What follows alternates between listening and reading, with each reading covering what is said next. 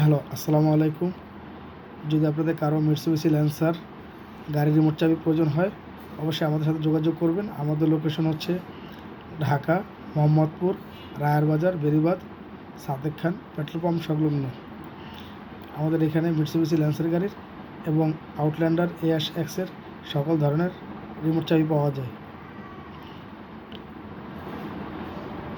যদি কারো রিমোট হারিয়ে যায় অথবা নষ্ট হয়ে যায় বা রিমোট একটা সাইডে কপি করতে চাচ্ছেন, অবশ্যই আমাদের সাথে যোগাযোগ করুন।